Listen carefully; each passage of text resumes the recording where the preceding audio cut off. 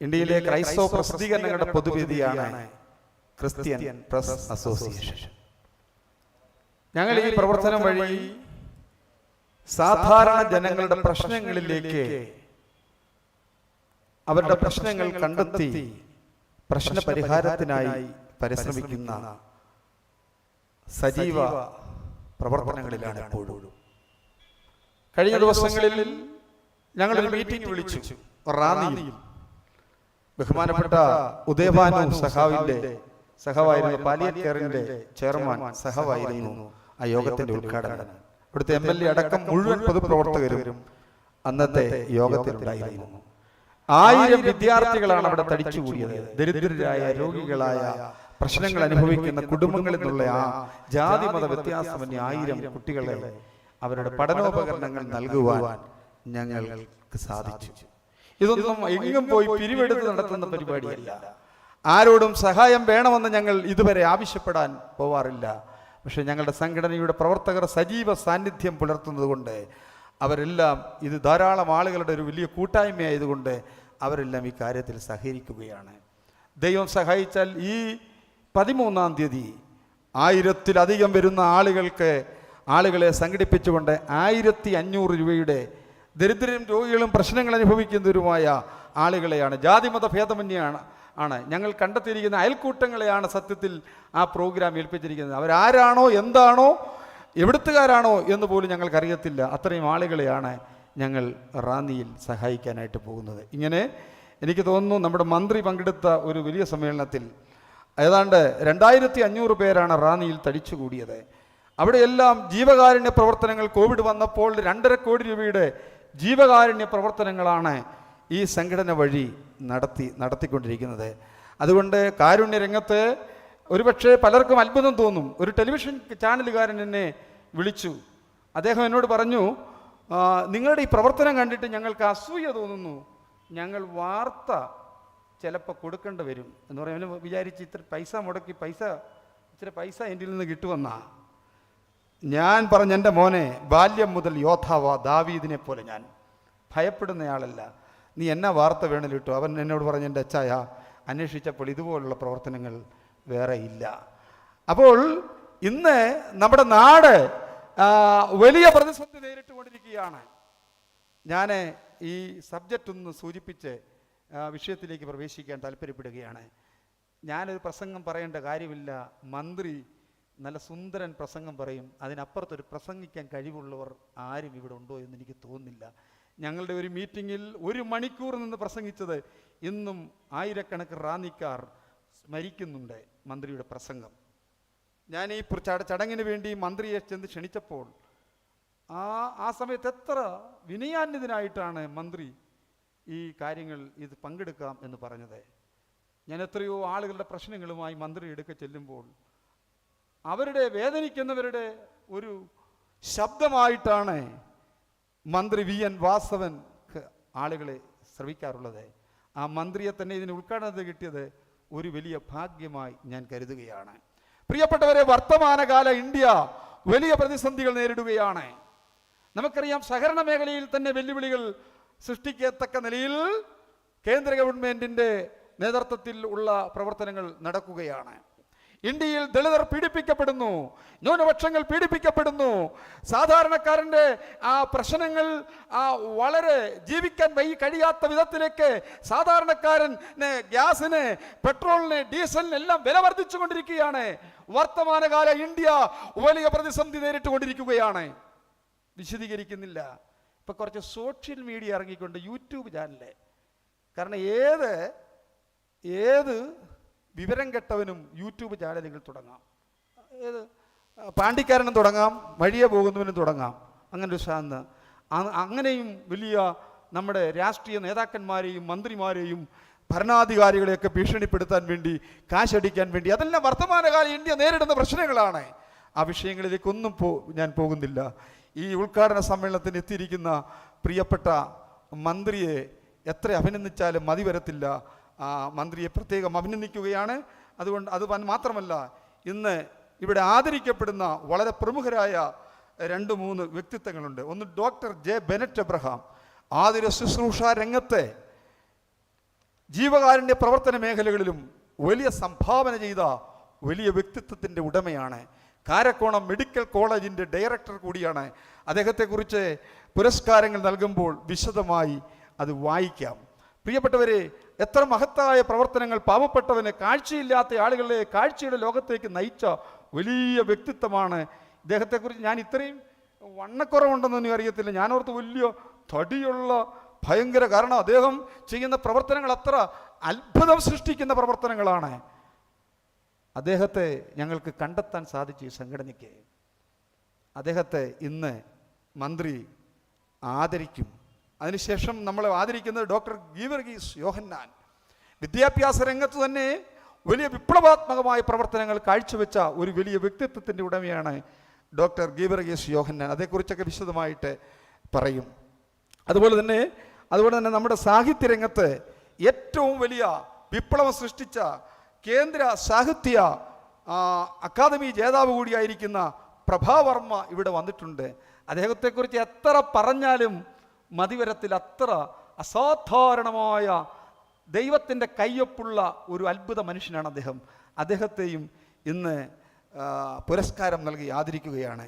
അതുപോലെ തന്നെ മലങ്കര ശബ്ദത്തിൻ്റെ ചാനലിലെ എഡിറ്റർ അദ്ദേഹത്തിന് പ്രശസ്തി പത്രം നൽകി അദ്ദേഹത്തെ ആദരിക്കും. അതുപോലെ തെലങ്കാനയിൽ നിന്ന് 2 പ്രമുഖർ എത്തിയിട്ടുണ്ട്. അവിടുത്തെ ഒരു വലിയ സ്കൂൾ ടീച്ചേഴ്സ് അസോസിയേഷൻ്റെ അദ്ദേഹത്തിന് പൊന്നാട നൽകി നമ്മൾ ആദരിക്കും. അതുപോലെ തന്നെ അവിടുത്തെ ഒരു ചാനൽ നടത്തുന്ന ജെയിംസ് ചാക്കോ അവറുകൾ എത്തിയിട്ടുണ്ട്. സ്റ്റേജിൽ കയറിയിരിക്കാം പുറകിലോട്ട്.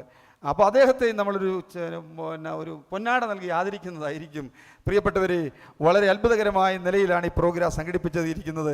ഇതിൻ്റെ പിമ്പിൽ പ്രവർത്തിക്കുന്ന ബഹുമാന്യന റാന്നിയുടെ നിറസാന്നിധ്യമായ ആലുച്ചൻ ആറുന്നിൽ, അതുപോലെ തന്നെ സമത് മേപ്പുറത്ത് നമ്മുടെ പ്രിയങ്കരനായ അഡ്വക്കേറ്റ് കെ ജയവർമ്മ അടക്കം, നമ്മുടെ പ്രിയങ്കരനായ അഡ്വക്കേറ്റ് പ്രസന്നകുമാർ അടക്കം ഒരു വലിയ സംഘാടക സമിതി ഇതിൻ്റെ പുറകിലുണ്ട്. അവരെ എല്ലാം ഓർത്ത് ഇവിടെ വന്നിരിക്കുന്ന എല്ലാവരെയും അഭിനന്ദിക്കുകയാണ്. ദൂരദർശൻ മുതൽ ഹാർവസ്റ്റ് TV ലൈവ്, മലങ്കര ശബ്ദം ലൈവ്, ധാരാളം ചാനൽ, ഒരുപാട് ചാനലുകൾ, മലയാള മനോരമ, മംഗളം, മാതൃഭൂമി, ദീപിക തുടങ്ങിയ പത്രങ്ങൾ, എല്ലാ പത്രപ്രതിനിധികളും ഇവിടെ എത്തിയിട്ടുണ്ട്. എല്ലാവരെയും ഞങ്ങൾ അഭിനന്ദിക്കുകയാണ്. നിങ്ങളുടെ എല്ലാ സഹകരണങ്ങൾക്കും നന്ദി. തുടർന്ന് ഉദ്ഘാടന സന്ദേശത്തിനായിട്ട് ബഹുമാന്യനായ സാംസ്കാരിക വകുപ്പ് മന്ത്രി VN വാസവൻ അവറുകളെ നമുക്ക് കരങ്ങളടിച്ച് ഹാർദകമായി സ്വാഗതം ചെയ്യാം.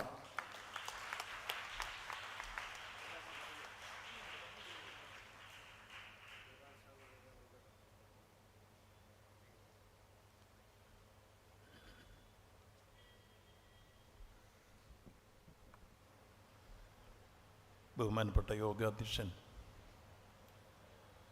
ശ്രീ തോമസ് കുട്ടി പുന്നൂസ് അവറുകൾ, വേദിയിലെ ബഹുമാന്യരായ അതിഥികളെ, സദസ്സിലെ ബഹുമാന്യരെ, സഹോദരന്മാരെ, മാധ്യമ സുഹൃത്തുക്കളെ,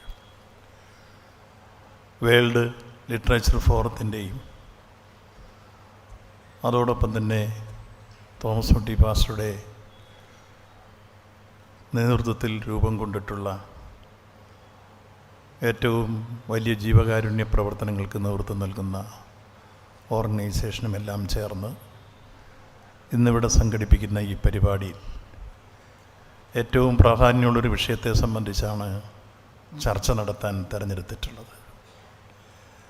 വർത്തമാനകാല ഇന്ത്യ നേരിടുന്ന വെല്ലുവിളികൾ. നമ്മുടെ രാജ്യം സ്വാതന്ത്ര്യാനന്തര ഭാരതത്തിൽ ഭരണഘടനയുടെ പ്രിയാമ്പിളിൽ ചേർത്തിട്ടുള്ള മനോഹരമായ കാഴ്ചപ്പാടുണ്ട്. ഈ മഹാഭാരതം സ്വാതന്ത്ര്യാനന്തര കാലഘട്ടത്തിൽ ഒരു മതനിരപേക്ഷ സ്ഥിതി സമത്വ ജനാധിപത്യ റിപ്പബ്ലിക്ക് എന്ന സങ്കല്പമാണ്. യഥാർത്ഥത്തിൽ ആ ഭരണഘടനയാണ് ഇന്ന് വെല്ലുവിളിക്കപ്പെടുന്ന രൂപത്തിലേക്ക് ഏറ്റവും ഗൗരവത്തോടു കൂടി മാറിക്കഴിഞ്ഞിരിക്കുന്നത്. മതേതര ജനാധിപത്യത്തിൻ്റെ മഹത്തായ പാരമ്പര്യം ഉയർത്തിപ്പിടിക്കുന്ന ഈ മഹാഭാരതത്തെ വ്യത്യസ്ത ജാതികളുടെയും മതങ്ങളുടെയും ആചാരത്തിൻ്റെയും അനുഷ്ഠാനത്തിൻ്റെയും പ്രദേശത്തിൻ്റെയും ഭാഷയുടെയും എല്ലാം പേരിൽ മനുഷ്യനെ തരംതിരിക്കാൻ നമ്മുടെ രാജ്യം ഏറെ അർത്ഥത്തിലായിരുന്നു സ്വാതന്ത്ര്യപൂർവ്വ കാലഘട്ടത്തിൽ സ്വാതന്ത്ര്യം പ്രതീക്ഷിച്ചിരുന്നത്. ആ കാഴ്ചപ്പാട് പാടെ നിരാകരിക്കാൻ ഒക്കെ കഴിയുന്ന പുതിയ സാഹചര്യം വളർന്നു വരുന്നു. നിങ്ങളും ഞാനും ഏറെ വേദനയോടും വിഷമത്തോടും ഒരുപക്ഷെ അപമാനഭാലത്താൽ തലചായ്ച്ചും കണ്ട ഏറ്റവും അവസാനത്തെ ഒരു രംഗം, ഇന്ത്യൻ പാർലമെൻറ്റിൻ്റെ പുതിയ മന്ദിരം ഉദ്ഘാടനം ചെയ്യുമ്പോൾ ആ ഉദ്ഘാടന വേദിയിൽ ഇന്ത്യയുടെ പ്രധാനമന്ത്രി ഒരു ചെങ്കോൽ വീണ്ടും സ്ഥാപിക്കുന്നു. മദിരാശിയിലെ സന്യാസിമാർ കൊണ്ടുവന്നെത്തിച്ച ഒരു ചെങ്കോൽ. ചെങ്കോലും കിരീടവും രാജാധിപത്യത്തിൻ്റെ സിംബലുകളാണ്. ആ കിരീടവും ചെങ്കോലും എല്ലാം മാറി ജനാധിപത്യത്തിന് വഴി മാറിക്കൊടുത്ത ഈ ഭാരതം വീണ്ടും ഒരു ചെങ്കോൽ സ്പീക്കറുടെ തലയ്ക്കൽ സ്ഥാപിച്ച് തുടക്കം കുറിക്കുന്നു എന്നതിൻ്റെ സന്ദേശം രാജ്യത്തിൻ്റെ ജനാധിപത്യത്തിൻ്റെ നെഞ്ചിൽ കുത്തിയിറക്കുന്ന ഒരു കടാരയായിട്ട് മാത്രമേ അതിനെ കാണാൻ കഴിയൂ. അത്രത്തോളം വലിയ രൂപത്തിൽ മതനിരപേക്ഷത തകർക്കപ്പെടുന്നു, ജനാധിപത്യം വെല്ലുവിളിക്കപ്പെടുന്നു, അതേപോലെ ഫെഡറൽ സംവിധാനങ്ങൾ അട്ടിമറിക്കപ്പെടുന്നു. എല്ലാ അർത്ഥത്തിലും നമ്മുടെ രാജ്യം നേടിയെന്ന് അവകാശപ്പെടുന്ന സ്വാതന്ത്ര്യാനന്തര ഭാരതത്തിൻ്റെ 75-ാം പിറന്നാൾ തിമിർത്താടി കഴിഞ്ഞതിന് ശേഷവും സംഭവിക്കുന്ന അവസാനത്തെ കാര്യങ്ങൾ എടുക്കുമ്പോൾ നാം കാണുന്നത് പ്രധാനമന്ത്രി ഗണപതി ഹോമം നടത്തി, മറ്റ് പൂജകൾ നടത്തി, പൂജാരികളുടെ മുമ്പിൽ സാഷ്ടാംഗ പ്രണമിക്കുന്ന രംഗമാണ്. മതനിരപേക്ഷ ഭാരതത്തിൽ സ്വാമി വിവേകാനന്ദൻ മതനിരപേക്ഷതയ്ക്ക് കൊടുത്തൊരു ഡെഫിനിഷനുണ്ട്. ഒരു വിശ്വാസി അവൻ്റെ വിശ്വാസ പ്രമാണങ്ങളെക്കുറിച്ച് അവൻ വിശ്വസിക്കുന്ന ആരാധനാമൂർത്തിയുടെ മുമ്പിൽ വാചാലമായി സംസാരിക്കുന്നത് പോലെ തന്നെ ഒരവിശ്വാസിക്കും മറ്റ് സങ്കല്പമുള്ളവർക്കും അവരുടെ ധാരണകൾ മുറുകെ പിടിക്കാനുള്ള അവസരം അംഗീകരിക്കുമ്പോൾ മാത്രമേ മതനിരപേക്ഷത രാജ്യത്ത് നിലനിൽക്കൂ. നാനാത്വത്തിൽ ഏകത്വമാണ് ഭാരതീയ സംസ്കാരത്തിൻ്റെ ഉറവിടങ്ങൾ. അത് കൃത്യമായി ആ ബഹുസ്വരത നാം മുൻനിർത്തിക്കൊണ്ടാണ് നാളിതുവരെ നാം മുന്നോട്ട് വന്നത്. 22 ഭാഷകൾ സംസാരിക്കുന്ന ഈ മഹാഭാരതം വ്യത്യസ്ത ജാതികളും വ്യത്യസ്ത മതങ്ങളും വ്യത്യസ്ത ആചാരങ്ങളും വ്യത്യസ്ത അനുഷ്ഠാനങ്ങളും വ്യത്യസ്ത പ്രദേശങ്ങളും വ്യത്യസ്ത വേഷങ്ങളും വ്യത്യസ്ത ചിന്തകളുമെല്ലാമുള്ള ഈ മഹാഭാരതം ഹൈന്ദവനും ക്രൈസ്തവനും ഇസ്ലാമിയും പാഴ്സിയും ജൈനനും ബൗദ്ധനുമുള്ള ഈ മഹാഭാരതം അവരെല്ലാം ഇവിടെ ജനിച്ചവർ, ഇവിടെ വളർന്നവർ, ഇവിടെ തന്നെ ജീവിക്കേണ്ടവർ, അവരെല്ലാം ഇന്ത്യൻ പൗരന്മാർ. നിശ്ചയമായും ഈ ബഹുസ്വരതയാണ് ഈ മഹാഭാരതത്തിൻ്റെ ലോകത്തെ ഏറ്റവും വലിയ ജനസാന്ദ്രതയിലേക്ക് കടന്ന ഈ മഹാഭാരതത്തിൻ്റെ ഏറ്റവും സവിശേഷമായ ഗുണം. എന്നാൽ ഇന്നതിന് മങ്ങലേൽപ്പിച്ച് അത് ഏകാധിപത്യത്തിലേക്ക് പോകുന്നു, അതിന് ഫാസിസ്റ്റ് രൂപം പൂണ്ടുവരുന്ന അവസരങ്ങളൊരുങ്ങുന്നു. അങ്ങേയറ്റം അപമാനകരമാണ്. രാജ്യം നേരിടുന്ന ഏറ്റവും പ്രധാനപ്പെട്ട പ്രശ്നം അതാണ്. ജനാധിപത്യം നിലനിൽക്കണം. നമ്മുടെ രാജ്യത്തിൻ്റെ ഭരണഘടനയെ നെഞ്ചോട് ചേർക്കണം. ആ ഭരണഘടന പരിപാവനമാണ്. പക്ഷേ ആ ഭരണഘടന വെല്ലുവിളിക്കപ്പെടുന്നു, ജനാധിപത്യം തകരുന്നു, മതനിരപേക്ഷത തകരുന്നു, ഫെഡറൽ സംവിധാനങ്ങൾ അട്ടിമറിക്കുന്നു. ഇതിൻ്റെ എല്ലാം ഫലം ഏകാധിപത്യത്തിലേക്ക് നീങ്ങുന്നു എന്നതിൻ്റെ സൂചനകൾ ഉയർന്നു വരുമ്പോൾ അത് പല പ്രദേശങ്ങളിൽ അപകടകരമായ സാഹചര്യം ക്ഷണിച്ചു വരുത്തുകയാണ്. ഇത്തരം ഒരു നയത്തിൽ നിന്ന് ഉടലെടുക്കുന്ന ഏറ്റവും അവസാനത്തെ ആളിക്കത്തുന്ന അഗ്നി നമ്മൾ കണ്ടു മണിപ്പൂരിൽ. ഏതാണ്ട് 115 ആളുകൾ അവരുടെ പച്ചമനുഷ്യമാംസം വെന്തരിയുന്ന ഗന്ധങ്ങൾ അന്തരീക്ഷങ്ങളിൽ പടരുന്നു. ഏതാണ്ട് അവിടുത്തെ കണക്കനുസരിച്ച് തന്നെ പുറത്തു വന്നിട്ടുള്ള 222 പള്ളികൾ തീയിട്ട് നശിപ്പിച്ചു വന്നു. 3000-ഓളം വീടുകൾ കുക്കി വംശരുടെയും അതുപോലെ തന്നെ മറ്റ് ഗോത്രവംശരുടെയും അഗ്നിക്കിരയാക്കി തകർത്തിരിക്കുന്നു. അതും ക്രൈസ്തവ വിശ്വാസികളുടെ ഒരു മതവിശ്വാസത്തിലേക്ക് മാറി എന്നുള്ളത് കൊണ്ട് അവരെ ചുട്ടുകൊന്നും അവരെ പള്ളി തകർത്തും അവരുടെ ആരാധനാലയങ്ങളില്ലാതാക്കിയും ആ ആരാധനാ മുറകളെ ആക്രമിച്ചും നമ്മുടെ രാജ്യത്ത് ജനാധിപത്യം നിലനിൽക്കൂ? അല്ലെങ്കിൽ അവിടുത്തെ ഭൂരിപക്ഷത്തെ ഉപയോഗിച്ച് കീഴ്പ്പെടുത്താൻ ശ്രമിക്കുന്ന ഗോത്രവർഗക്കാരെ അടിച്ചമർത്താൻ ശ്രമിക്കുന്ന ഈ നീക്കം അങ്ങേയറ്റം അപമാനകരമല്ലേ? ഒറ്റപ്പെട്ട സംഭവമല്ല. ഇതിനെ ഛത്തീഗഡിലെടുത്ത് പരിശോധിച്ചാൽ ഛത്തീഗഡിൽ നമ്മൾ കണ്ടു നിരവധി അനവധി പള്ളികൾ തകർത്തു, വൈദികരെ ആക്രമിച്ചു, ആരാധനാലയങ്ങൾ തകർത്തു, പോലീസ് സ്റ്റേഷൻ അഭയം പ്രാപിക്കുകയാണ് വൈദികന്മാർ. ഇതുതന്നെ മധ്യപ്രദേശിൽ കണ്ടു, മഹാരാഷ്ട്രയിൽ കണ്ടു, കർണാടകത്തിൽ കണ്ടു. ഇന്ത്യയിലെ വിവിധ സംസ്ഥാനങ്ങളിൽ മതന്യൂനപക്ഷങ്ങൾക്കെതിരായി നടക്കുന്ന ആക്രമണങ്ങൾ അതിരുകളില്ലാതായി മാറിക്കൊണ്ടിരിക്കുകയാണ്. ഇപ്പം നാട് അങ്ങേയറ്റം വിഷമത്തോടും വേദനയോടും കാണുന്നു. ഈ രാജ്യത്ത് ജനിച്ച് ഇവിടെ തന്നെ വളരേണ്ടവർ അവർ ഭൂരിപക്ഷ ന്യൂനപക്ഷത്തിൻ്റെ പേരിൽ ആക്രമിക്കപ്പെടുന്നു. രാജ്യത്ത് വർഗീയത ഭൂരിപക്ഷമായിരുന്നാലും ന്യൂനപക്ഷമായിരുന്നാലും രണ്ടും നാടിനാപത്താണ്. രണ്ടും ഒരേപോലെ എതിർക്കപ്പെടേണ്ടതാണ്. പക്ഷേ ഭൂരിപക്ഷം ഏകപക്ഷീയമായിട്ടുള്ള ആക്രമണങ്ങൾ അഴിച്ചുവിട്ടാലോ അങ്ങേയറ്റം നിന്ദ്യമായ നീചമായ സമീപനങ്ങളാണ്. ഇപ്പം ചുരുക്കത്തിൽ വർത്തമാനകാല ഇന്ത്യ ഇപ്പോൾ ഏതെല്ലാം അർത്ഥത്തിൽ സംഘർഷഭരിതമാക്കാൻ പരിശ്രമിക്കുന്നു, അതൊരു നയങ്ങളിൽ നുടലെടുക്കുന്നതാണ്. വെട്ടുക, മുറിക്കുക, പങ്കുവയ്ക്കുക, ജനം പത്തനം ജനപദമൊക്കെയും കൊന്നും തിന്നും വാഴുക, പുലികളായി സിംഹങ്ങളായും മർത്യരാവുക മാത്രം വയ്യ, ജന്തുത ജയിക്കുന്നു എന്ന് ONV തൻ്റെ അശാന്തി പർവ്വങ്ങളിൽ മനോഹരമായ ഒരു ഘട്ടത്തിൽ പാടിയിരുന്നു. ഇപ്പോൾ അത് പ്രസക്തമാണ്.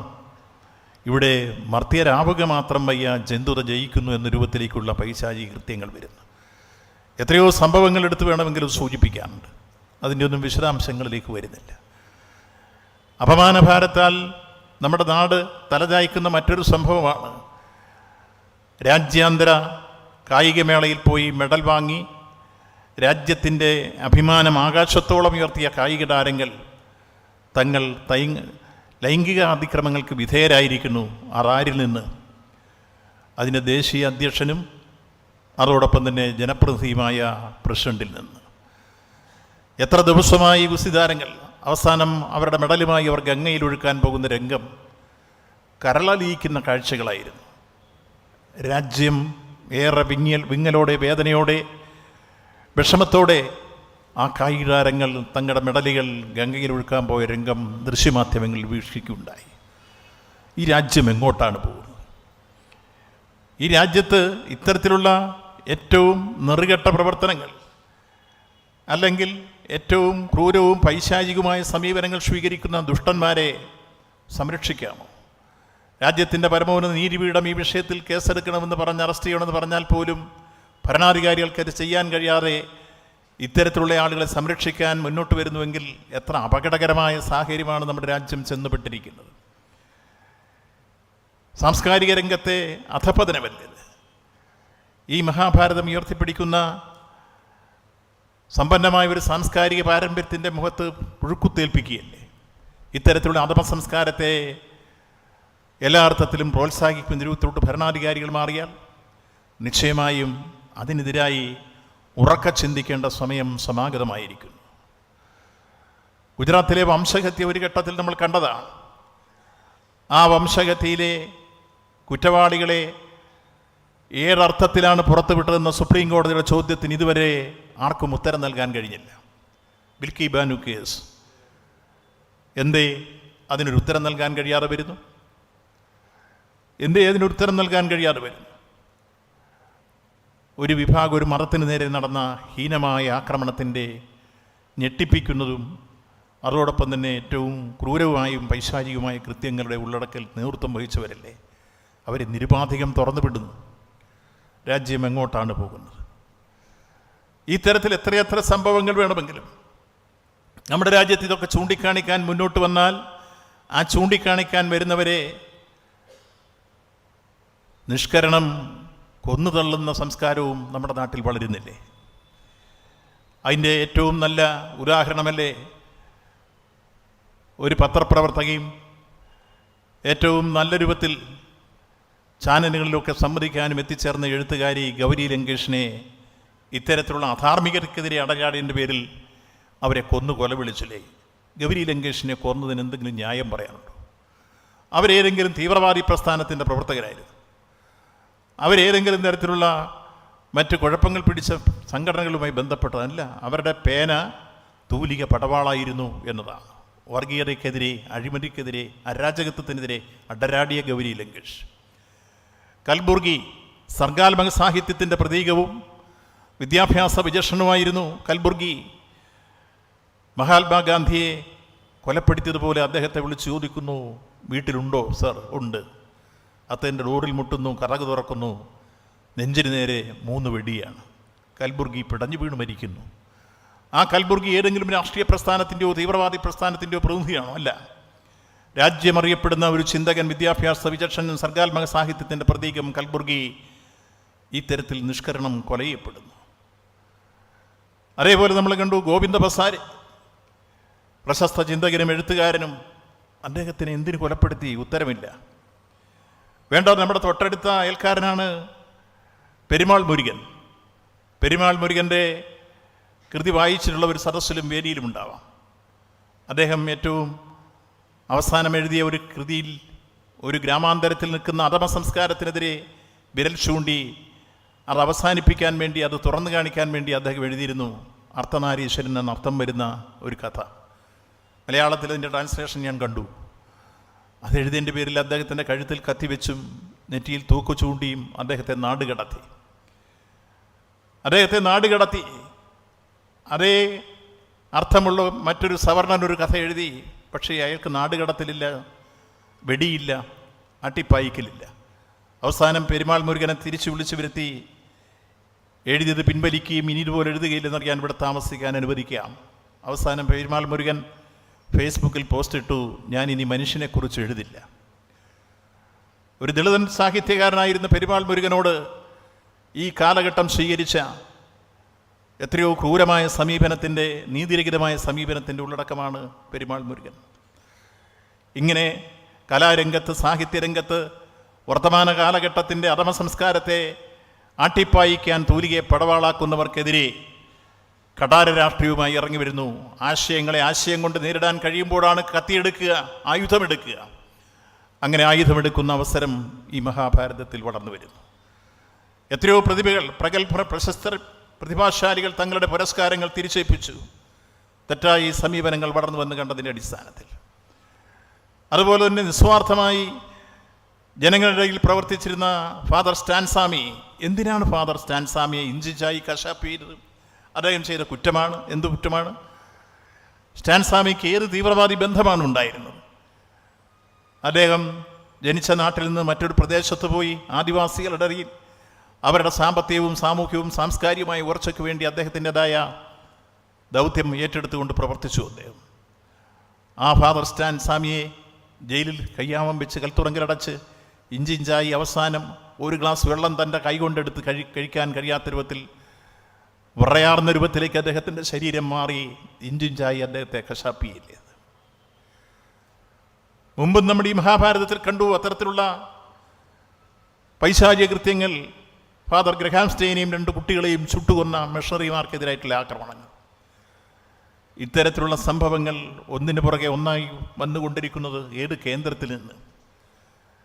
രാജ്യത്തെ ഏകാധിപത്യത്തിലേക്കും ഒരു മതാധിപത്യത്തിലേക്കും നയിക്കാൻ പരിശ്രമിക്കുന്ന കേന്ദ്രങ്ങളിൽ നിന്നാണ് ഈ നീക്കങ്ങൾ വരുന്നത്.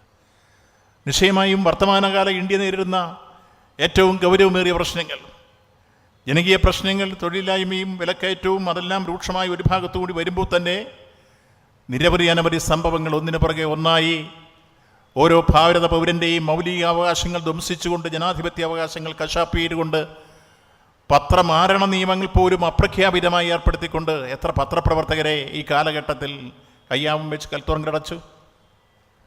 എത്ര പത്രങ്ങൾക്ക് കടിഞ്ഞാനിട്ടു? മാധ്യമ സ്വാതന്ത്ര്യത്തിൻ്റെ കാര്യത്തിൽ എവിടെ എത്തി ഇന്ത്യ? 180 രാഷ്ട്രങ്ങളിൽ 162ാം സ്ഥാനത്തേക്ക് ഈ മഹാഭാരതം മാറിയിരിക്കുന്നു. ഏറ്റവും പിന്നോക്കം പോകുന്ന രൂപത്തിലേക്ക് വന്നില്ലേ ഈ മഹാഭാരതം? അതുകൊണ്ട് ഈ കാലഘട്ടത്തിൽ എനിക്ക് പറയാനുള്ളത് എനിക്ക് പറയാൻ, എനിക്ക് ചിന്തിക്കേണ്ട നിലയിൽ കൂടി എനിക്ക് ചിന്തിക്കാൻ, എനിക്ക് സ്വീകരിക്കേണ്ട നിലപാടുകളിൽ നിന്നുകൊണ്ട് എൻ്റെ നിലപാടുകൾ ഉയർത്താൻ, എനിക്ക് ഏത് ഭക്ഷണം കഴിക്കണമെന്ന് തീരുമാനിക്കാൻ, ഏത് വേഷം ധരിക്കണമെന്ന് തീരുമാനിക്കാൻ, ഏത് ഭാഷ സംസാരിക്കണമെന്ന് തീരുമാനിക്കാൻ എല്ലാമുള്ള അവകാശം ഇന്ത്യൻ ഭരണഘടന ഉറപ്പു നൽകുന്നു. ആ ഭരണഘടനാപരമായ അവകാശം എനിക്ക് സംരക്ഷിക്കപ്പെടേണ്ടതുണ്ട്.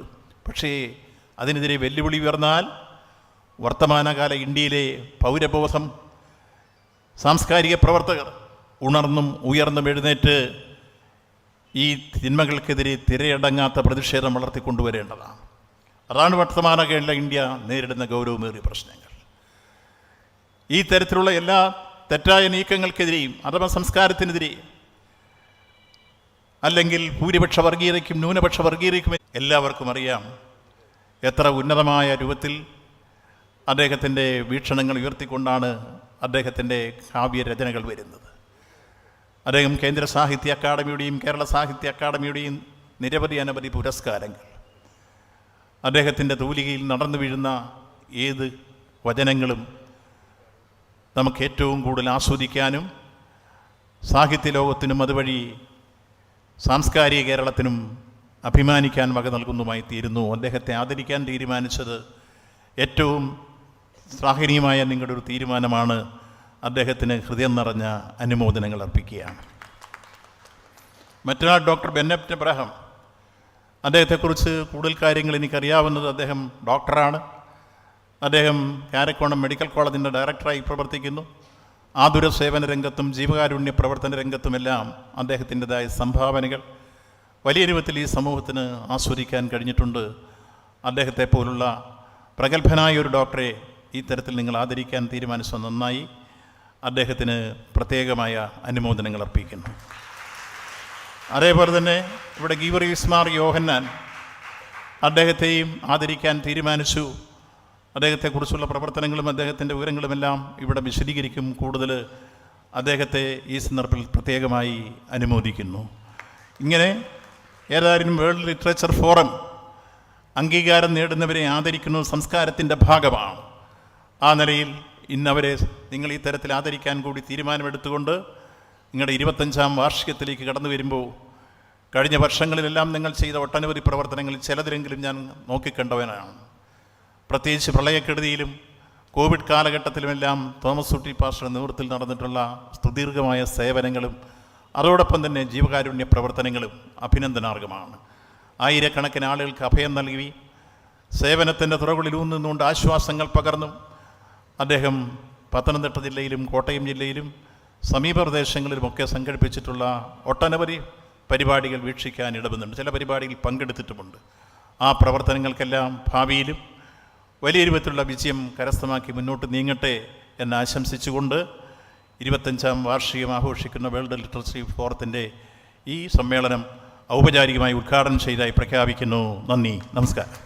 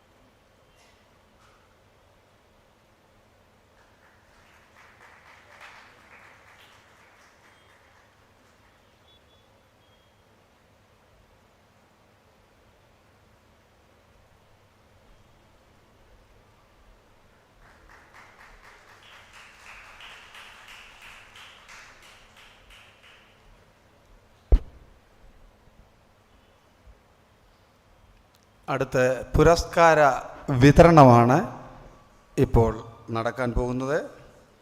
ആദ്യത്തെ പുരസ്കാരം ആദരണീയനായ സാംസ്കാരിക മന്ത്രി ഡോക്ടർ ജെ ബെനറ്റ് എബ്രഹാമിന് നൽകും. ജീവകാരുണ്യ രംഗത്തെ ആതുര ശുശ്രൂഷയിലും ജീവകാരുണ്യ പ്രവർത്തനങ്ങളിലും ഗ്രാമീണ മേഖലയ്ക്ക് 3 ശതാബ്ദമായി സേവന ശുശ്രൂഷ ചെയ്യുന്ന doctor Bennet Abraham Karakonam CSI medical കോളേജിൻ്റെ ഡയറക്ടറാണ്. കേരളത്തിലെ തീരദേശങ്ങളിലും ഇതര ഗ്രാമങ്ങളിലും സംഘടിപ്പിച്ച സൗജന്യ നേത്ര ചികിത്സാ ക്യാമ്പുകളിൽ കണ്ടെത്തിയ കാഴ്ച നഷ്ടപ്പെട്ട പാവപ്പെട്ടവരായ 66,000-ഓളം പേരെ സൗജന്യ തിമിര ശസ്ത്രക്രിയ നടത്തി അത്രയും പേരെ കാഴ്ചയുടെ ലോകത്തേക്ക് കൈപിടിച്ച് നടത്താൻ ഇദ്ദേഹത്തിന് സാധിച്ചു. അന്ധത നിർമ്മാർജ്ജനത്തിനു വേണ്ടി ഫലപ്രദമായ യജ്ഞത്തിന് ഇദ്ദേഹം തുടക്കം കുറിച്ചു. പാവപ്പെട്ടവർക്കും മികച്ച ചികിത്സ താങ്ങാവുന്ന ചെലവിൽ തന്നെ നൽകുക എന്ന ലക്ഷ്യത്തോടെ നിരവധി സൗജന്യ ചികിത്സാ പദ്ധതികൾ കാരക്കോണം CSI മെഡിക്കൽ കോളേജ് ആശുപത്രിയിൽ നടപ്പിലാക്കി വരുന്നുണ്ട്. കഴിഞ്ഞ വർഷം 25 കോടി രൂപയുടെ ജീവകാരുണ്യ പ്രവർത്തനങ്ങളാണ് ഡോക്ടർ ജെ ബെനറ്റ് എബ്രഹാമിൻ്റെ നേതൃത്വത്തിൽ ആശുപത്രി നടപ്പാക്കി വരുന്നത്. ഇദ്ദേഹത്തിൻ്റെ സേവന സന്നദ്ധതയെ മാനിച്ച് ക്രിസ്ത്യൻ പ്രസ് അസോസിയേഷനും വേൾഡ് ലിറ്ററേച്ചർ ഫോറവും ചേർന്ന് സാംസ്കാരിക മന്ത്രി VN വാസവൻ അദ്ദേഹത്തെ ഇപ്പോൾ ആദരിക്കും.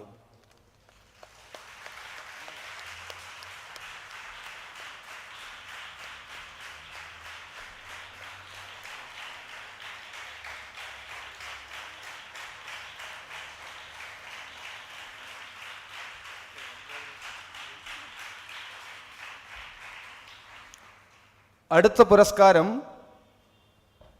ഡോക്ടർ ഗീവർഗീസ് യോഹന്നാൻ അവറുകൾക്കാണ്. അദ്ദേഹം ഇപ്പോൾ ആലിച്ചൻ 6 മുമ്പോട്ട് വന്ന് വായിക്കും.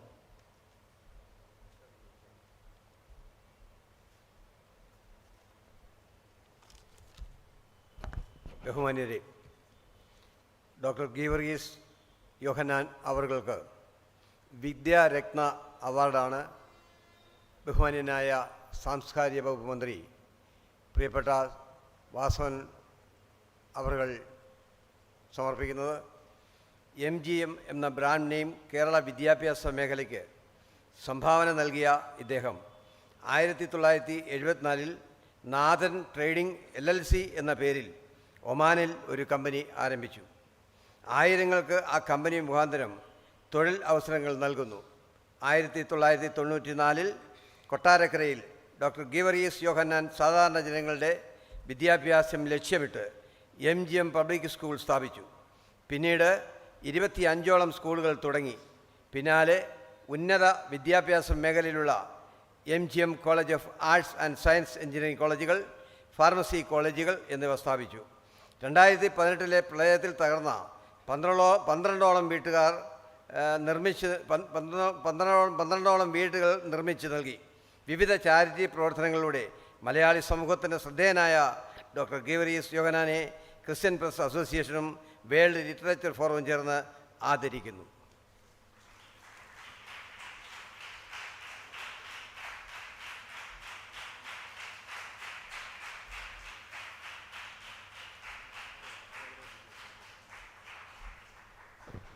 കേരളത്തിൻ്റെ തന്നെ മലയാളി സമൂഹത്തിൻ്റെ തന്നെ അഭിമാനമായ പ്രകാശ ഗോപുരമെന്ന് പ്രിയപ്പെട്ട മന്ത്രി തന്നെ വിശേഷിപ്പിച്ച നമ്മുടെ പ്രിയപ്പെട്ട പ്രഭാ വർമ്മയെ ഇപ്പോൾ ആദരിക്കും. ഇപ്പോൾ സമ്മതമേപ്പുറത്ത് വായിക്കും. സാഹിത്യ പുരസ്കാരം പ്രഭാ വർമ്മയ്ക്ക്. കവി, ഗാനരചയിതാവ്, മാധ്യമപ്രവർത്തകൻ, ടെലിവിഷൻ അവതാരകൻ, സാംസ്കാരിക പ്രവർത്തകൻ. ജനനം 1959. അച്ഛൻ ശ്രീ TK നാരായണ നമ്പൂതിരി, അമ്മ ശ്രീമതി പങ്കജാക്ഷി തമ്പുരാട്ടി. കേന്ദ്ര സാഹിത്യ അക്കാദമി എക്സിക്യൂട്ടീവ് കമ്മിറ്റി അംഗം, Kerala Sahitya Akademi vice president, Deshabhimani resident editor, Kairali people TV news director എന്നീ നിലകളിൽ പ്രവർത്തിച്ചിട്ടുണ്ട്. ജ്ഞാനപീഠം പുരസ്കാരം നിർണയ സമിതി അംഗമാണ്. 1996-2001 EK നായർ മന്ത്രിസഭയുടെ കാലത്തും 2016-2021 കാലത്തെ പിണറായി വിജയൻ സർക്കാരിൻ്റെ കാലത്തും മുഖ്യമന്ത്രിയുടെ പ്രസ് സെക്രട്ടറിയായി പ്രവർത്തിച്ചിട്ടുണ്ട്. ഇപ്പോൾ മുഖ്യമന്ത്രിയുടെ മാധ്യമ ഉപദേഷ്ടാവായി പ്രവർത്തിക്കുന്നു. അർക്കപൂർണിമയ്ക്ക് കേരള സാഹിത്യ അക്കാദമി പുരസ്കാരവും ശ്യാമമാധവത്തിന് കേന്ദ്ര സാഹിത്യ അക്കാദമി അവാർഡും വയലാർ അവാർഡും ദശാബ്ദങ്ങളിലെ മികച്ച പുസ്തകത്തിനുള്ള സ്റ്റേറ്റ് ലൈബ്രറി കൗൺസിൽ പുരസ്കാരവും പത്മപ്രഭ പുരസ്കാരവും ലഭിച്ചിട്ടുണ്ട്. നിരവധി പുരസ്കാര ജേതാവായ ഇദ്ദേഹത്തെ ക്രിസ്ത്യൻ പ്രസ് അസോസിയേഷനും വേൾഡ് ലിറ്ററേച്ചർ ഫോറവും ചേർന്ന് സ്നേഹപൂർവ്വം ആദരിക്കുന്നു.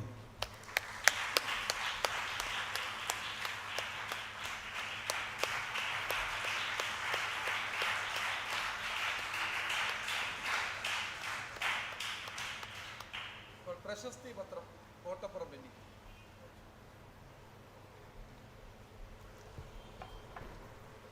ബെന്നി കോട്ടപ്പുറം മലങ്കര ശബ്ദം ചാനലിൻ്റെ എഡിറ്ററും മലയാള എക്സ്പ്രസ് മാധ്യമ കമ്പനി CAയുമായ 1997 ഒരു ദിനപത്രത്തിൻ്റെ റിപ്പോർട്ടറുമായി പത്രപ്രവർത്തന മേഖലയിൽ പ്രവേശിച്ചതാണ്. നീണ്ട 35 വർഷം മാധ്യമരംഗത്ത് പ്രവർത്തിക്കുന്നു. കൊട്ടാരക്കര സ്വദേശിയാണ്. ക്രിസ്ത്യൻ പ്രസ് അസോസിയേഷനും വേൾഡ് ലിറ്ററേച്ചറും ചേർന്ന് അദ്ദേഹത്തെ ആദരിക്കുന്നു.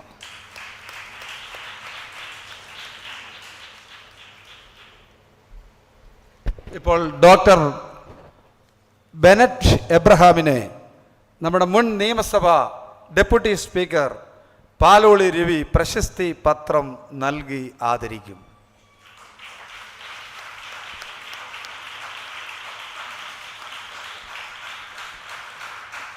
നമ്മുടെ പ്രഭാ വർമ്മയെ ഇപ്പോൾ പൊന്നാട അണിയിച്ച് നമ്മുടെ പ്രിയങ്കരനായ മന്ത്രി ആദരിക്കും.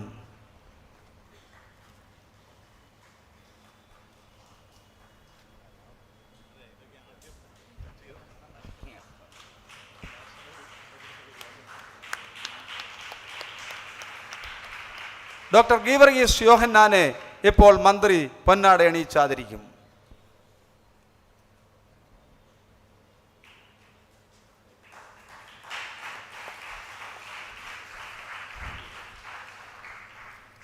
തുടർന്ന് പാലോളി രവി വളരെ തിരക്കുകളുടെ നടുവിലാണ് നമ്മുടെ ആശംസാ സന്ദേശം പങ്കിടും.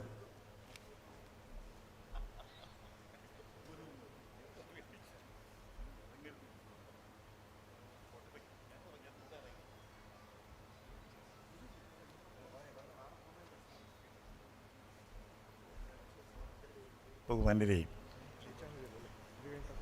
അയ്യങ്കാളി ഹാൾ ശരിക്കും പറഞ്ഞാലൊരു സാംസ്കാരിക കേന്ദ്രമാണ്. സാംസ്കാരിക കേന്ദ്രമെന്ന് പറഞ്ഞാൽ നവോത്ഥാന കേന്ദ്രമാണ്. ഇന്നിവിടെ അവതരിപ്പിച്ചിരിക്കുന്ന ഈ സബ്ജക്റ്റ് ഞാൻ വളരെ സന്തോഷത്തോടെ അല്പം വേദനയോടെ ഒരു കാര്യം പറയാൻ ആഗ്രഹിക്കുന്നു.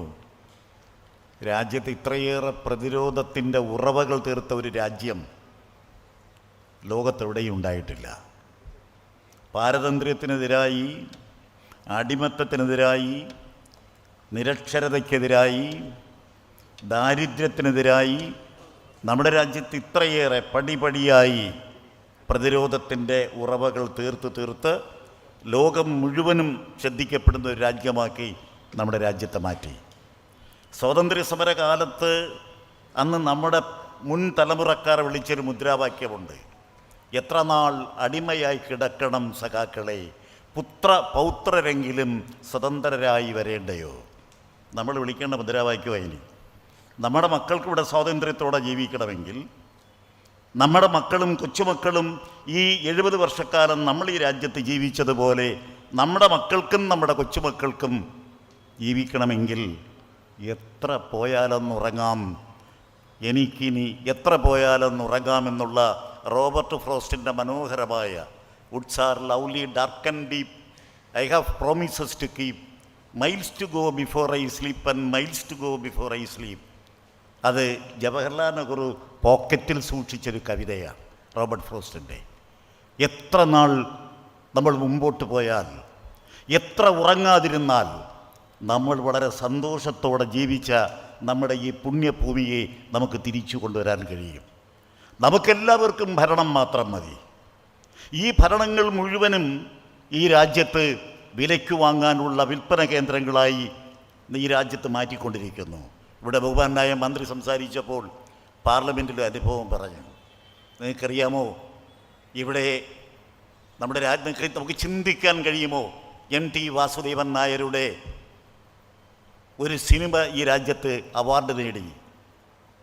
വെളിച്ചപ്പാട് രാവിലെ ഇറങ്ങി നടന്ന് ഒന്നും കിട്ടാതെ വരുമ്പോൾ 2-3 ദിവസം വെളിച്ചപ്പാട് ഈ ഭിക്ഷയാചിക്കും പോലെ ഓരോ ഭക്തന്മാരുടെ വീടുകളിൽ ഇറങ്ങി ഒന്നും ആ ദാരിദ്ര്യം നിറഞ്ഞു നിന്ന കാലഘട്ടം തിരിച്ചു വരാതെ അദ്ദേഹം തിരിച്ചു വന്ന് ദേവീക്ഷേത്രത്തിൻ്റെ മുമ്പിൽ വന്ന് ഈ കയ്യിലിരിക്കുന്ന വാളെടുത്ത് തലയിൽ വെട്ടി ആ തലയിൽ നിന്ന് ഒഴുകി വരുന്ന ചോര വാക്കകത്ത് നിന്ന് അങ്ങനെ കാർക്കിച്ച് തുപ്പുന്ന ഒരു ചിത്രത്തിന് 1960-കളിൽ 70-കളിൽ ഈ രാജ്യത്തിന് അവാർഡ് കിട്ടി. ഇത്രയൊന്നും അറിഞ്ഞുകൂടാത്ത, ഇത്രയൊന്നും അക്ഷരമറിഞ്ഞുകൂടാത്ത, ഇത്രയൊന്നും ഈ നമുക്കറിയാം വെളിച്ചമുണ്ടാകാത്ത ഒരു കാലഘട്ടത്തിൽ, അന്ധവിശ്വാസങ്ങളും അനാചാരങ്ങളും നിറഞ്ഞു നിന്നിരുന്നൊരു കാലഘട്ടത്തിൽ ആ ചിത്രത്തിന് നമ്മുടെ നാട്ടിൽ നമ്മുടെ രാജ്യം അവാർഡ് കൊടുത്ത രാജ്യമാണ്. ഞാൻ അത് മറ്റു വിശദാംശങ്ങളിലേക്ക് കിടക്കുന്നില്ല. എൻ്റെ ജാതി ചോദിക്കുന്നവരോട്, എൻ്റെ മതം ചോദിക്കുന്നവരോട്, മിസ്റ്റർ നെഹ്റു നിങ്ങൾ അമ്പലത്തിൽ പോകുമോ, നിങ്ങൾ പള്ളിയിൽ പോകുമോ, നിങ്ങൾ ഗുരുദ്വാരയിൽ പോകുമോ എന്ന് രാജ്യത്തിനകത്തും പുറത്തും എന്നോട് ചോദ്യം ചോദിക്കുന്നവരോട് എൻ്റെ ജാതിയും എൻ്റെ മതവും എൻ്റെ പള്ളിയും എൻ്റെ അമ്പലവും ഗുരുദ്വാരവുമെല്ലാം മനുഷ്യൻ്റെ നന്മയ്ക്കായി പ്രവർത്തിച്ച ഈ അണക്കെട്ടാണ് എന്ന് പ്രഖ്യാപിച്ച ജവഹർലാൽ നെഹ്റുവിൻ്റെ നാടാണിത്. നമ്മൾ എവിടെ നിൽക്കുന്നു? നമ്മുടെ രാജ്യം ഇന്ന് എവിടെ നിൽക്കുന്നു?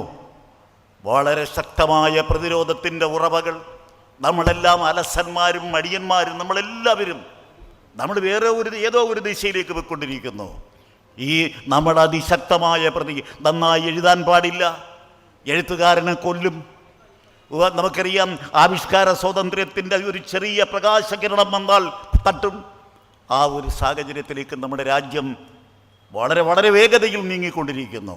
അതിന് ഉള്ള ഒരു പ്രതിരോധത്തിൻ്റെ ഏറ്റവും വലിയ ഉറവകൾ തീർക്കാൻ പ്രയാസകരമായ ജോലിയാണ്. എല്ലാ ഭരണഘടനാ സ്ഥാപനങ്ങളിലും കടന്നാക്രമണമാണ്. എല്ലാ ഭരണഘടനാ സ്ഥാപനങ്ങളെയും നിയന്ത്രിക്കുന്നു. എല്ലാ ജുഡീഷ്യറിയെപ്പോലും ഈ നമുക്കറിയാം ഈ കൈവെള്ളയ്ക്കകത്തൊതുക്കാൻ ശ്രമിക്കുന്ന ഒരു കാലഘട്ടത്തിൽ നമുക്ക് പ്രതിരോധത്തിൻ്റെ ഉറവകൾ തീർക്കാം. എത്ര നാൾ അടിമയായി കിടക്കണം സഖാക്കളെ എന്ന് മുദ്രാവാക്യം വിളിച്ചുകൊണ്ട് പുത്രന്മാർക്കും കൊച്ചുപുത്രന്മാർക്കും വേണ്ടി സമരം നയിച്ച ഒരു വലിയ പാരമ്പര്യമുള്ളൊരു നാടാണ് ഈ നാട്. അത് പ്രതിരോധത്തിൻ്റെ നാടാണ്, പ്രതിരോധത്തിൻ്റെ ഉറവകൾ തീർത്ത നാടാണ്. ഈ വിഷയം കേരളത്തിലും ഈ രാജ്യത്തുടനീളം പ്രകാശം പരത്തുന്ന ഒരു വിഷയവും ഉറവകൾ തീർക്കുന്ന ഒരു ചെറിയ സദസ്സുമായി മാറട്ടെ എന്ന് മാത്രം ആശംസിച്ചുകൊണ്ട് ശ്രീ പ്രഭാവർമ്മ ONV കുറുപ്പ് സാറിന് എഴുതിയ അവതാരിക 5 തവണ വായിച്ചയാളാണ്. ONV കുറുപ്പ് സാറിൻ്റെ അദ്ദേഹത്തിൻ്റെ മഹാകാവ്യത്തിന് ശ്രീ പ്രഭാവർമ്മ എഴുതിയ ആ അവതാരിക ഒരു തവണയല്ല ഞാൻ വായിച്ചത്. ഞാൻ അടുത്തവിടെ ഇരുന്ന് പറയുകയായിരുന്നു. ഒരു തവണയല്ല, 2 തവണയല്ല. വീണ്ടും എനിക്ക് അവസരം കിട്ടുമ്പോഴൊക്കെ എല്ലാ കുട്ടികളിരുന്ന് പഠിക്കുന്നത് പോലെ ഞാൻ പ്രഭാവർമ്മയുടെ അവതാരിക ONV കുറുപ്പ് സാറിൻ്റെ ആ അവതാരിക വായിച്ചയാളാണ്. അതുപോലെ ഇവിടെ ഇന്ന് ഡോക്ടർ ബെനറ്റ് അബ്രഹാം എൻ്റെ സുഹൃത്താണ്. അതുപോലെ തന്നെ ശ്രീ യോഹന്നാൻ അവറുകൾ എല്ലാവരും ഈ അവാർഡിന് അർഹരായവരാണ്. ഈ അവാർഡ് നൽകാൻ തീരുമാനിച്ചതിന് പ്രത്യേകമായി ഞാൻ അവരോടൊക്കെ നന്ദി പറയുന്നു. അതുപോലെ തന്നെ അവാർഡ് വാങ്ങിയ എല്ലാവർക്കും എൻ്റെ നന്മ നിറഞ്ഞ ആശംസകൾ നേർന്നുകൊണ്ട് എൻ്റെ ഏറ്റവും ബഹുമാനനായ അധ്യക്ഷൻ ഈ ചടങ്ങിൽ ഇതെനിക്ക് വളരെയേറെ അസൗകര്യമുള്ളൊരു ദിവസമാണെന്ന് അദ്ദേഹത്തിന് കൂടി അറിയാം.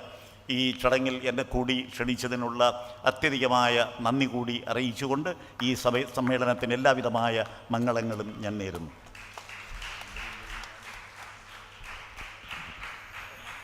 നമ്മുടെ പ്രഭാവർമ്മ സാറിൻ്റെ ഒരു കവിത കേരളത്തിൽ കോളിളക്കം സൃഷ്ടിച്ചതാണ്. മന്ത്രി ആ കാര്യം പറയുകയായിരുന്നു.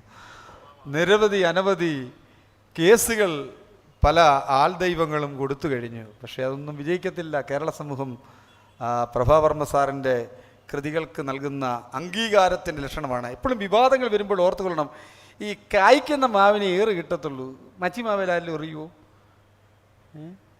അപ്പം അതുപോലെ ശക്തരായ ആളുകൾക്കാണ് പ്രതിസന്ധികൾ നേരിടുന്നത്. കൂടുതൽ ശക്തരാകട്ടെ. ഇപ്പോൾ നമ്മുടെ ഈ അവിടുത്തെ തെലങ്കാനയിൽ ഞാൻ സന്ദർശിക്കുകയുണ്ടായി. തെലങ്കാന അധ്യാപക സംഘടന സ്റ്റേറ്റ് പ്രസിഡന്റ് ലക്ഷ്മണൻ നായിക് ഇസ്ലാവത്തിനെ ഇപ്പോൾ മന്ത്രി പൊന്നാടയിട്ട് ആദരിക്കും. പെട്ടെന്ന് വന്നോട്ടെ. MLA ഒക്കെയാണ്, വലിയ ആളാണ്.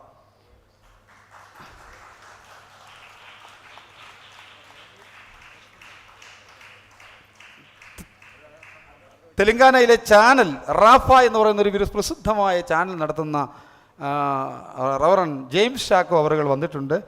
അദ്ദേഹത്തെ ഇപ്പോൾ മന്ത്രി ആദരിക്കും. ഞാൻ ഇടയ്ക്ക് വിട്ടുപോയതാണ്. അദ്ദേഹത്തിൻ്റെ ചാനൽ ഞാൻ സന്ദർശിച്ചിട്ടുണ്ട്. തെലങ്കാനയിൽ പോയി അത് ഉദ്ഘാടന പ്രോഗ്രാമിൽ ഞാൻ ഉണ്ടായിരുന്നു. തെലങ്കാനയിൽ വളരെ പ്രസിദ്ധനാണ് അദ്ദേഹം.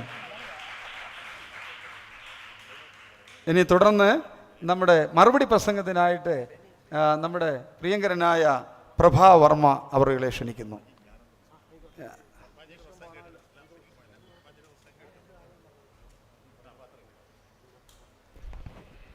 ബഹുമാന്യനായ മന്ത്രി ശ്രീ വാസവൻ അവർ, വേദിയിലും സദസ്സിനുമുള്ള വിശിഷ്ട വ്യക്തികളെ, സഹൃദയരെ, സുഹൃത്തുക്കളെ, വളരെയേറെ സന്തോഷകരമായ, ഹൃദ്യമായ, അഭിമാനകരമായ ഒരു അപരാഹ്നമാണിത്. നമ്മുടെ കൈവശമുള്ള മനസ്സിലാക്കലിൻ്റേതായ മുഴക്കോൽ കൊണ്ട് എത്രയേറെ അളന്നാലും ആ അളവുകളെയൊക്കെ അതിലംഘിച്ച് വളർന്നു നിൽക്കുന്ന ചില മഹത് പ്രസ്ഥാനങ്ങളുണ്ട്. അത്തരം പ്രസ്ഥാനങ്ങളുടെ തണലിൽ ആണ് world literature forum, Christian press association എന്നിവ പ്രവർത്തിക്കുന്നത് എന്നെനിക്കറിയാം. മാനവികതയെ ഉയർത്തിപ്പിടിക്കുന്ന മഹത്തായ ഒരു പാരമ്പര്യം നിലനിർത്തുന്ന, ശക്തിപ്പെടുത്തുന്ന ഒരു സഭയുടെ കൂടി തണലിലാണ് പ്രവർത്തിക്കുന്നത്. അതുകൊണ്ട് തന്നെ ആ മാനുഷിക വശങ്ങൾ ഈ പ്രസ്ഥാനങ്ങളുടെ പ്രവർത്തനങ്ങളിലാകെ തന്നെ നിഴലിച്ച് കാണുന്നുണ്ട്. ആ മാനുഷികതയാവണം ഈ വിധത്തിലുള്ള നമ്മുടെ രാജ്യം നേരിടുന്ന വളരെ ഗൗരവതരമായ വിഷയം മുൻനിർത്തിയുള്ള ഒരു സെമിനാർ കൂടി ഇതിനനുബന്ധമായി നടത്തണമെന്ന് തീരുമാനിച്ചതിന് പിന്നിൽ എന്ന് കരുതുകയാണ് ഞാൻ. സംസ്കാരം എന്ന വാക്കിന് ഇംഗ്ലീഷ് ഭാഷയിൽ വളരെ ഹ്രസ്വമായൊരു നിർവചനമുണ്ട്. കൺസേൺ ഫോർ ദി അതർ എന്ന് പറയും. അവരനെക്കുറിച്ചുള്ള കരുതലാണത്. അവൻ്റെ ഉത്കർഷത്തിൽ അവനോടൊപ്പം സന്തോഷിക്കുന്നതിനും അവൻ്റെ അപകർഷത്തിൽ, അവൻ്റെ ദുഃഖത്തിൽ, അവൻ്റെ വേദനയിൽ ആ ദുഃഖവും വേദനയും ഒക്കെ പങ്കിട്ടുകൊണ്ട് അവരോട് ചേർന്ന് നിൽക്കുന്നതിനും കഴിയുന്ന സവിശേഷമായൊരു മാനസികാവസ്ഥ. ആ വിധത്തിലുള്ളൊരു മാനസികാവസ്ഥയാണ് സംസ്കാരമെങ്കിൽ ആ സംസ്കാരത്തിൻ്റെ സാരസത്ത കൊണ്ട് അനുഗ്രഹീതമായ പശ്ചാത്തലമാണ് വേൾഡ് ലിറ്ററേച്ചർ ഫോറത്തിനും ക്രിസ്ത്യൻ പ്രസ് അസോസിയേഷനും ഒക്കെ ഉള്ളത് എന്നതുകൊണ്ട് തന്നെ ഈ പ്രസ്ഥാനങ്ങളുടേതായ പുരസ്കാരം ഏറ്റുവാങ്ങാൻ കഴിയുന്നു എന്ന് പറയുന്നത് എൻ്റെ ജീവിതത്തിലെ ഏറ്റവും വലിയ ധന്യതകളിലൊന്നാണ്, വലിയൊരു സുഹൃതമാണ്. ഞാൻ നേരത്തെ സൂചിപ്പിച്ചതുപോലെ മഹത്വമാർന്ന ഒരു പാരമ്പര്യമുള്ള ഒരു സഭയുടെ, സംഘടനകളുടെ ഒക്കെ അനുഗ്രഹം കൂടിയാണിത്. ആ നിലയ്ക്ക് കൈകഴുകി തൊടേണ്ട ഒരു പുരസ്കാരമെന്ന് വിശേഷിപ്പിക്കാം ഈ പുരസ്കാരത്തെ. ആ ഒരു പുരസ്കാരം ഏറ്റുവാങ്ങാൻ കഴിയുന്നതിലുള്ള സന്തോഷം ഞാൻ നിങ്ങളുമായി പങ്കുവയ്ക്കുകയാണ്. നമുക്ക് വഴികാട്ടുന്ന ദീപം എന്ന് മാത്രം പറഞ്ഞുകൊണ്ട് ഈ പുരസ്കാരത്തിന് വീണ്ടും ഒരിക്കൽ കൂടി നന്ദി പറഞ്ഞുകൊണ്ട് ഉപസംഹരിക്കുന്നു. നന്ദി, നമസ്കാരം. തുടർന്ന് ഡോക്ടർ ബെനറ്റ് എബ്രഹാം സംസാരിക്കും.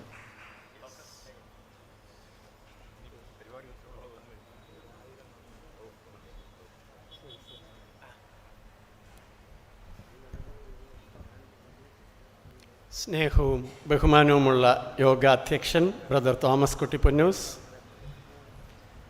ഇന്ന് ഈ യോഗം ഉദ്ഘാടനം ചെയ്ത നമ്മുടെ പ്രിയങ്കരനായ ബഹുമാനപ്പെട്ട കേരള സഹകരണ വകുപ്പ് മന്ത്രി ശ്രീ വി.എൻ. വാസവൻ, ശ്രീ പാലോട് രവി,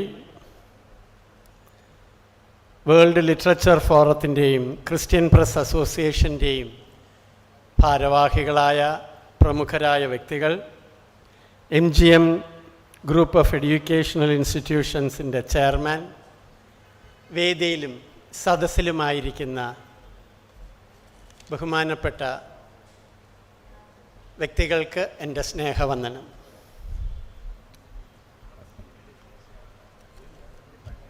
ലോക ലിറ്ററേച്ചർ ഫോറവും ക്രിസ്ത്യൻ പ്രസ് അസോസിയേഷനുമായി ഒത്തുചേർന്ന് നൽകിയ ഈ അവാർഡിന് എന്നെ തിരഞ്ഞെടുത്തതിലുള്ള സന്തോഷവും അതിനുള്ള നന്ദിയും ഞാൻ അവരോട് രേഖപ്പെടുത്തുമ്പോൾ പറയാതിരിക്കാൻ പറ്റില്ല. ഇതിന് അർഹൻ ഈ സ്ഥാപനത്തിന് വേണ്ടി കഠിനാധ്വാനം ചെയ്ത ഒഫ്താൽമോളജി ഡിപ്പാർട്ട്മെൻറ്റിൻ്റെ ക്യാമ്പ് സംഘടിപ്പിച്ച് അതിൽ പ്രവർത്തിക്കുന്ന സ്റ്റാഫുകളും ഡോക്ടേഴ്സും നഴ്സസും അതുപോലെ തന്നെ ആ സ്ഥാപനത്തിൽ ജീവകാരുണ്യ പ്രവർത്തനത്തിൽ എന്നോടൊപ്പം കൈകോർത്ത് പ്രവർത്തിക്കുന്ന സ്റ്റാഫാണ്. അവരെ എത്ര തന്നെ നന്ദി പറഞ്ഞാലും മതി വരില്ല.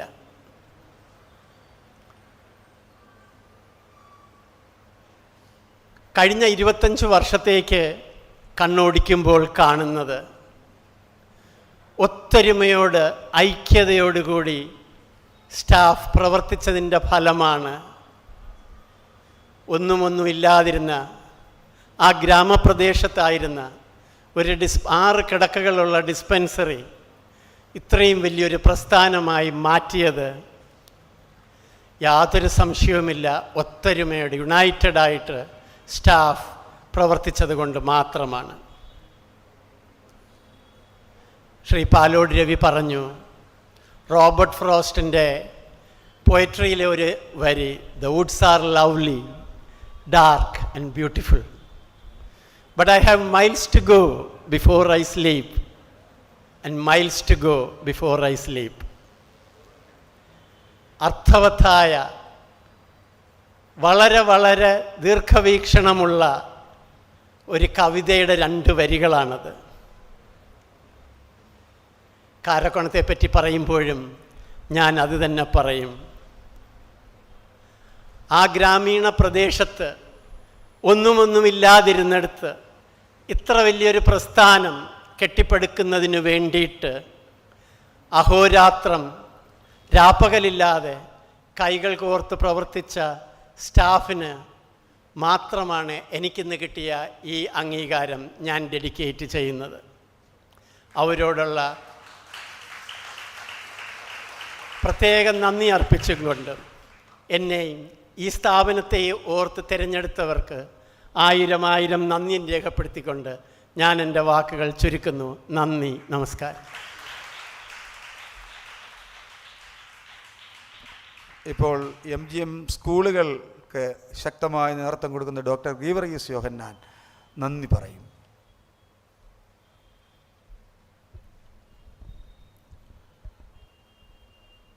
പ്രിയമുള്ളവരെ, സ്റ്റേജിൽ ഇരിക്കുന്ന വിശിഷ്ട വ്യക്തികളെ, തോമസ് കുട്ടി ബ്രദർ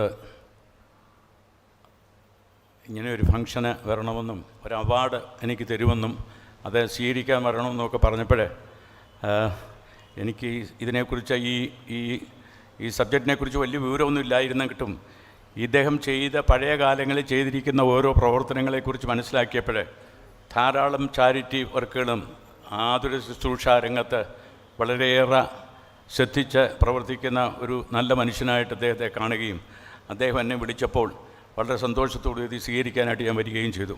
ഇവിടെ ഇന്നത്തെ വിഷയം എന്ന് പറയുന്നത് ഇന്ന് ഇന്ത്യ അഭിമുഖീകരിക്കുന്ന പ്രശ്നങ്ങളെക്കുറിച്ചാണ്.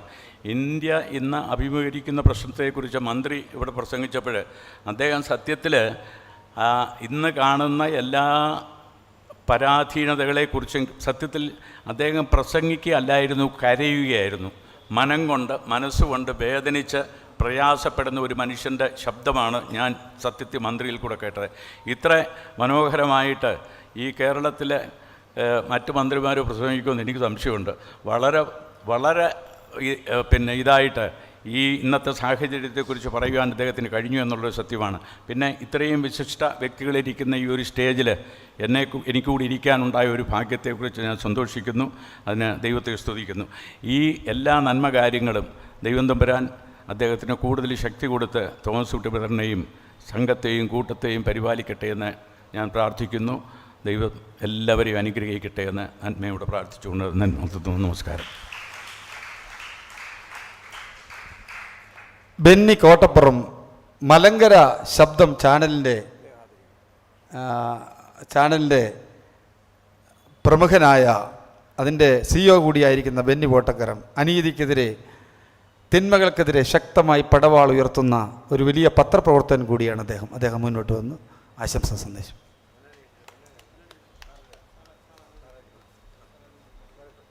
ഇപ്പോൾ പ്രിയപ്പെട്ട ബെനറ്റ് എബ്രഹാമും നമ്മുടെ പ്രിയങ്കരനായ ഡോക്ടർ ഗീവർഗീസ് യോഹന്നാനും ചേർന്ന് ബെന്നിച്ചായനെ ഷാൾ അണിയിച്ച് ആദരിക്കും.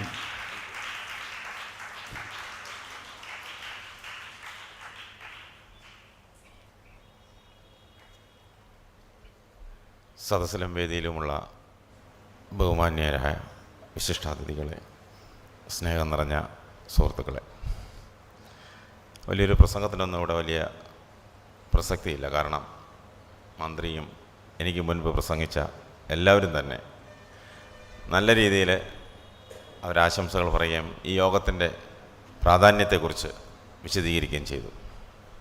ഞാൻ കൂടുതൽ ദീർഘിപ്പിക്കുന്നില്ല.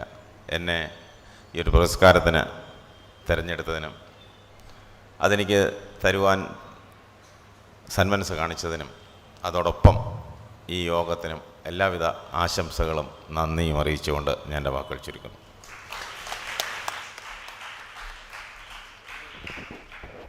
തുടർന്ന് ഇപ്പോൾ ബെനറ്റ് എബ്രഹാം 2 പ്രമുഖർക്ക് പ്രശസ്തി പത്രം നൽകുന്നതായിരിക്കും. ഡോക്ടർ ഗീവറീസ് സാറും തെലങ്കാനയിൽ നിന്ന് വന്ന ആളുകളാണ്. തെലങ്കാനയിൽ ഞാൻ പോയിട്ടുണ്ട്. അവിടെ വലിയ പ്രവർത്തനങ്ങൾ കാഴ്ചവെക്കുന്നത്. തെലങ്കാന ഞങ്ങൾ ചെന്നപ്പോൾ അവിടുത്തെ മന്ത്രിക്ക് ഞങ്ങൾ ഇവിടുന്ന് ഒരു അവാർഡ് കൈമാറി.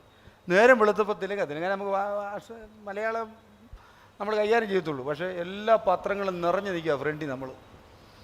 അപ്പോൾ മുന്നോട്ട് വന്നാട്ടെ ഒരു പ്രശസ്തി പത്രം.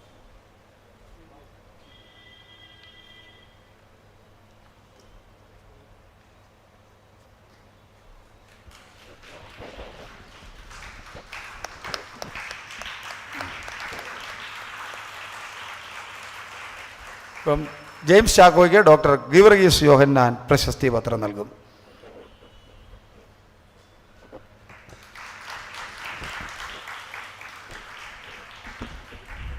ഇപ്പോൾ ഈ സംഘടനയുടെ എല്ലാമായി പ്രവർത്തനങ്ങൾക്കെല്ലാം ചുക്കാൻ പിടിച്ച അഡ്വക്കേറ്റ് പ്രസന്നകുമാർ നന്ദി പറഞ്ഞ് നമ്മുടെ യോഗം അവസാനിക്കും.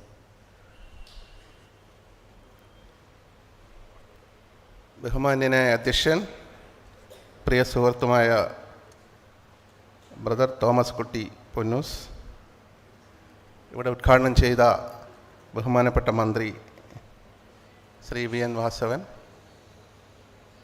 വേദിയിലിരിക്കുന്ന മാന്യ വ്യക്തിത്വങ്ങളെ, സദസ്സിലിരിക്കുന്ന സുഹൃത്തുക്കളെ, നമ്മളുടെ ചടങ്ങ് അവസാനിക്കുകയാണ്. നന്ദി പറയുക എന്നുള്ളതാണ്. വലിയ നീട്ടിക്കൊണ്ടുപോകാൻ ആഗ്രഹിക്കുന്നില്ല. ഇവിടെ ഔദ്യോഗിക തിരക്കിനിടയ്ക്ക് നമുക്കിവിടെ വന്ന നമ്മുടെ ഈ പരിപാടിയിൽ കുറേ നേരം ഇരിക്കുകയും ഇന്ന് മന്ത്രിസഭാ യോഗമാണെന്ന് തോന്നുന്നു. പക്ഷേ അദ്ദേഹം വന്നു നമ്മളുടെ ഈ പരിപാടി വളരെ വിജയമാക്കിയ കേരളത്തിൻ്റെ മന്ത്രി ശ്രീ VN വാസവൻ, അദ്ദേഹത്തിന് നന്ദി പറയുന്നു. പിന്നെ ഔപചാരികതയുടെ പേരിൽ ഇതിൻ്റെ എല്ലാമായ അധ്യക്ഷനും കൂടിയായ അദ്ദേഹത്തെ തോമസ് കുട്ടി പാസ്റ്റർ ജിക്ക് നന്ദി പറയുന്നു. പിന്നെ ശ്രീമതി വീണ ജോർജ് മാഡം വരുമെന്ന് പറഞ്ഞിരുന്നു. ഔദ്യോഗികമായ തിരക്ക് കാരണം വരാൻ പറ്റിയില്ല. ബാക്കി ഇവിടുത്തെ അവാർഡ് ജേതാക്കളായ സ്വാഗതം പറഞ്ഞ advocate K Jayavarma, Palode Ravi sir, അദ്ദേഹം സാന്നിധ്യം ഇവിടെ നിറങ്ങി നിന്നിരുന്നു. Alichan, Samad, doctor KP Abraham തുടങ്ങി സ്റ്റേജിലെ എല്ലാ സുഹൃത്തുക്കൾക്കും മാന്യ വ്യക്തികൾക്കും നന്ദി പറയുന്നു. പിന്നീട് നമ്മുടെ മീഡിയ കവർ ചെയ്ത അദ്ദേഹത്തിനും, പിന്നെ ഇവിടെ പ്രത്യേകം പറയേണ്ടത് 3 അവാർഡ് ജേതാക്കളുണ്ടായിരുന്നു. ഡോക്ടർ ബെനറ്റ് എബ്രഹാം, നമ്മുടെ കേരളത്തിൻ്റെ പ്രിയ കവി പ്രഭാവർമ്മ, ശ്രീ ഗീവർഗീസ് യോഹന്നാൻ എന്നിവർക്ക് നന്ദി പറയുന്നു. കൂടാതെ ഇവിടെ ഇരിക്കുന്ന ഓരോ വ്യക്തികൾക്കും ക്രിസ്ത്യൻ പ്രസ് അസോസിയേഷൻ്റെയും വേൾഡ് ലിറ്ററേച്ചർ ഫോറത്തിൻ്റെയും നന്ദി രേഖപ്പെടുത്തുകയാണ്. കൂടാതെ ഇവിടെ മാധ്യമ സുഹൃത്തുക്കൾ ഈ ഹാൾ അനുവദിച്ചു തന്ന സർക്കാരിനോടും, നമ്മൾ പെട്ടെന്നാണ് അറേഞ്ച് ചെയ്തത്, പക്ഷേ സർക്കാർ അത് അലോട്ട് ചെയ്ത് തന്നു. വളരെ പെട്ടെന്ന് തന്നെ അന്ന് തന്നെ അലോട്ട് ചെയ്ത് തന്നു. അപ്പോൾ സർക്കാരിനും എല്ലാവർക്കും ഒരിക്കൽ കൂടി, പിന്നെ ഇവിടെ ഇതെല്ലാം അലങ്കരിച്ച ഡെക്കറേഷൻസ്, അവർക്കെല്ലാം നന്ദി പറഞ്ഞുകൊണ്ട് നിർത്തുന്നു. നമസ്കാരം.